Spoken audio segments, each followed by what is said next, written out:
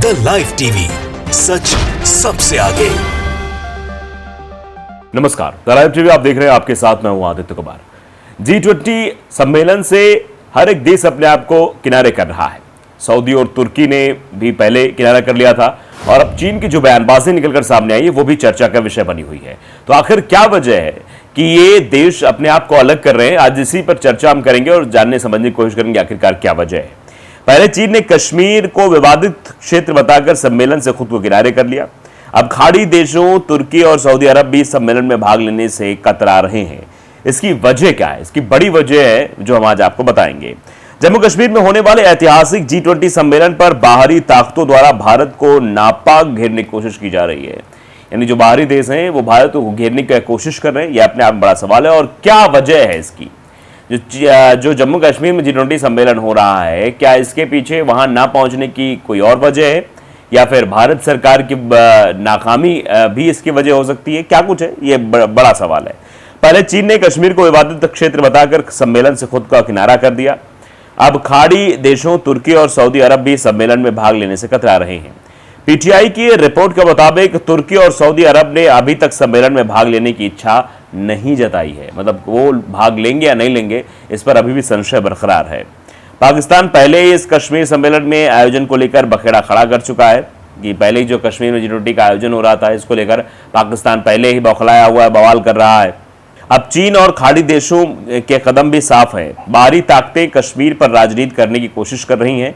चीन के दोगलेपन से तो दुनिया वाकिफ है, लेकिन तुर्की और सऊदी अरब के G20 सम्मेलन में खुद को दूर रखने की वजह क्या है, इस पर जरूर सवाल उठा रहे हैं। क्योंकि चीन कहा जाता है कि चीन तो हमेशा से उन सब मुद्दों में हावी रहता है, इसमें भारत का हित होता है, उन सब चीज़ों से बाहर रहता है। लेकिन आखिरकार क्या वजह है कि तुर्की और सऊदी भी अलग हो रहे हैं?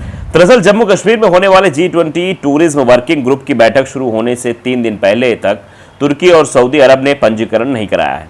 चीन इस मामले में अपनी बात स्पष्ट कर चुका है। बीजिंग से पीटीआई में की एक रिपोर्ट में चीनी विदेश मंत्रालय के प्रवक्ता वांग वेनबिन के हवाले से कहा गया कि चीन विवादित क्षेत्र पर किसी भी प्रकार की G20 बैठक आयोजित करने की दृढ़ता से विरोध करता है। हम ऐसी बैठकों में शामिल नहीं होंगे।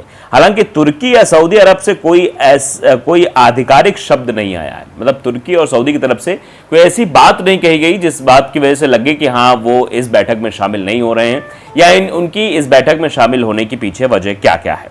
उन्होंने अभी तक इस सम्मेलन को लेकर चुप्पी साध रखी है। इस बीच केंद्रीय पर्यटन सचिव अरविंद सिंह ने जानकारी दी है कि इसके लिए पंजीयन 22 मई तक किया जाएगा। मतलब 22 मई से किया सकेगा। ये जो पंजीयन होना है बैठक में शामिल होने का, इसे 22 मई तक किया जा सकेगा। किन देशों ने रजिस्ट्रेशन किया, यह भी जानना बहुत जरूरी है।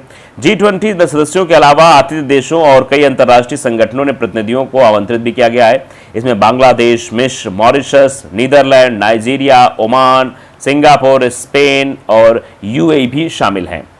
अधिकारियों ने कहा है कि मिस्र को छोड़कर बाकी सभी देशों ने अपने जनप्रतिनिधि भेजने के लिए पंजीकरण कराया है। अधिकारियों ने पुष्टि की कि शेष देशों के प्रतिनिधियों ने 3 दिवसीय आयोजन के लिए हस्ताक्षर भी किए हैं।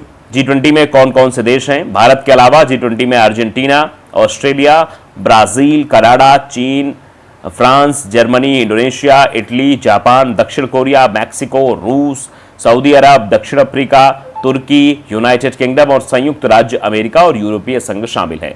ये G20 के देश हैं। G20 में जो देश हैं। तुर्की और सऊदी अरब क्यों इनकी आपत्ति है, क्यों ये कार्यक्रम में शामिल नहीं हो रहे हैं, ये भी जरा आप समझ लीजिए। दरअसल तुर्की के राष्ट्रपति रेसेप तैयब एर्दोआन कश्मीर को लेकर कई बार पाकिस्तान में खुलकर समर्थन कर चुके हैं। फरवरी 2020 में पाकिस्तान संसद में संबोधन के दौरान उन्होंने कहा था कि कश्मीर जितना पाकिस्तान के लिए अहम है, उतना ही अहम तुर्की के लिए भी है। तुर्की ने 2019 में कश्मीर से धारा 370 हटाने पर भी विरोध दर्ज किया था, जिस पर भारत ने 2 टूक शब्दों में कहा कि वो उसका आंतरिक मामला है, इस मामले में वो किसी बाहरी देश से हस्तक्षेप बर्दाश्त नहीं करेगा। उधर दूसरी खाड़ी देश अरब ने इस मामले में भले ही कोई प्रतिक्रिया नहीं दी है, लेकिन ऐतिहासिक रूप से देखें तो सऊदी अरब भी पाकिस्तान का हितैषी है। यानी ये चीजें निकलकर सामने आ रही है। आखिर ये देश क्यों शामिल नहीं हो रहे? पहला, धारा 370 जो हटी थी उस वजह से भी उसका भी विरोध किया तुर्की ने। और सऊदी अरब की बात करें, सऊदी अरब पाकिस्तान का हितैषी रहा है, वो मामले में भले ही कुछ नहीं बोल रहा है, लेकिन क्योंकि जम्मू कश्मीर में सम्मेलन हो रहा है G20 का, तो जम्मू कश्मीर को लेकर पाकिस्तान की क्या राय है ये किसी से भी छुपा नहीं है, और फिर इनकी स्थितियां क्या होती हैं आप समझ रहे। G20 का हिस्सा नहीं है पाकिस्तान। कश्मीर में G20 सम्मेलन को लेकर पाकिस्तान पहले ही अपनी आपत्ति जता चुका है, लेकिन उसकी आपत्ति भारत के लिए कोई मायने नहीं रखती। क्योंकि क्यों मायने रखेगी? क्योंकि वो आपत्ति जताएगा ही, बड़ी बड़ी बातें करे, कश्मीर के बारे में उल्टी सीधी बातें हमेशा से पाकिस्तान करता आया है, वो अपनी नीच हरकतों से बाहर जाएगा नहीं, तो इसलिए उसकी आपत्ति भारत के लिए कोई मायने नहीं रखती है। इसके पीछे कारण है कि उसका G20 का सदस्य ना होना, क्योंकि वो G20 का सदस्य भी नहीं है। उसकी ऐसे क्रियाकलाप रहते हैं कि उसे किसी भी सम्मेलन में शामिल करने से पहले 100 बार सोचना पड़ता है। जानकार मानते हैं कि कश्मीर का राग अलाप कर पाकिस्तान का पुराना पैतरा रहा है कि वो हमेशा जो है जम्मू कश्मीर के राग को अलापता रहता है, हर मुद्दे पर उसमें हस्तक्षेप चाहता है, हर जगह वो चिल्लाता रहता है। वो किसी न किसी मौके पर कश्मीर को लेकर भारत के खिलाफ अपना विरोध दर्ज कराता रहा है, लेकिन इसका अंतर्राष्ट्रीय स्तर पर कोई फर्क नहीं पड़ता है, अंतर्राष्ट्रीय स्तर पर इसका कोई प्रभाव देखने को नहीं मिलता है। आगामी दिनों में कश्मीर में होने वाला G20 सम्मेलन भारत के लिए काफ़ी अहम है। अगस्त 2019 के बाद से श्रीनगर में G20 बैठक जम्मू और कश्मीर में पहली बड़ी अंतर्राष्ट्रीय घटना होगी, क्योंकि जम्मू कश्मीर में अभी कोई जो है बड़ी अंतर्राष्ट्रीय घटना नहीं हुई जिसमें कई देशों के प्रतिनिधि शामिल हुए हो, जो बड़ा सम्मेलन हुआ ऐसा कुछ हुआ नहीं है। अगस्त 2019 में भारत सरकार ने जम्मू कश्मीर में आर्टिकल 370 को समाप्त कर दिया था, साथ ही राज्य को 2 केंद्र शासित प्रदेशों जम्मू कश्मीर और लद्दाख में विभाजित कर दिया था। आखिरकार सवाल यही था कि ये देश शामिल क्यों नहीं हो रहे, G20 सम्मेलन में हिस्सा क्यों नहीं ले रहे हैं। तो वो जो है चीज़ें अब बिल्कुल स्पष्ट हो गई हैं, क्योंकि अभी तक कोई प्रतिक्रिया नहीं आई है। और चीन की अगर बात की तो चीन तो वैसे भी नहीं शामिल होगा, ये सभी लोग जानते हैं कि चीन की प्रतिक्रिया हमेशा से ऐसी रही है, वो ऐसे रिएक्ट करता रहा है और वो आने वाला है ही नहीं है, क्योंकि जिस तरीके से पहले ही इसकी बात हो गई थी कौन कौन G20 में आ रहा है कौन नहीं आ रहा है, तो चीन के तरफ से प्रतिक्रिया भी आई, लेकिन तुर्की और सऊदी अरब की तरफ से ऐसी कोई प्रतिक्रिया निकलकर सामने नहीं आई थी। लेकिन ये स्पष्ट हो रहा है कि शायद हो सकता है, क्योंकि तुर्की ने धारा 370 का विरोध किया था और भारत सरकार भी दावा कर रही थी कि धारा 370 हटने के बाद कश्मीर के हालात में बदलाव आ जाएगा। लेकिन कश्मीर में ऑनर किलिंग होना, कश्मीर में कश्मीरी पंडितों का विरोध, उनको जो है घाटी में मरने के लिए छोड़ दिया गया, उनका प्रदर्शन, ये सारी चीज़ें बताती है कि कश्मीरियों के लिए, कश्मीरी पंडितों के लिए सरकार ने सिर्फ और सिर्फ दिखावा किया।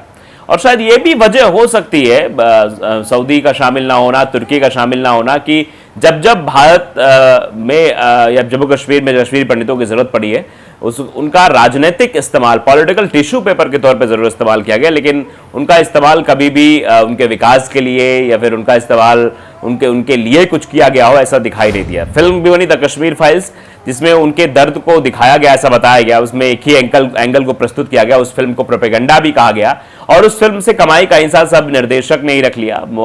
उस पैसे का इस्तेमाल जो है जम्मू कश्मीर और कश्मीरी पंडितों के लिए नहीं किया गया। तो ये सब चीजें हैं, ये भी वजह हो सकती हैं, कश्मीर का सुरक्षित ना होना भी वजह हो सकता है, कश्मीर में इस तरीके की चीजें हो रही हैं, ऑनर किलिंग्स वहां हो रही हैं, सुरक्षा वहां नहीं है सही तरीके से, ये भी वजह हो सकती है। क्योंकि बात तो बड़ी बड़ी की गई थी कि देखिए हमने नोटबंदी कर दी, इससे पत्थरबाजी कम हो गई, हमने जम्मू कश्मीर 370 खत्म कर दिया, इसीलिए अब वहां आतंकवाद खत्म हो गया है। लेकिन क्या आतंकवाद खत्म हो गया है, ये पूरा देश जानता है किस तरीके से अभी भी हमारे सैनिक शहीद हो रहे हैं जम्मू कश्मीर में, ये बड़ा सवाल बना हुआ है।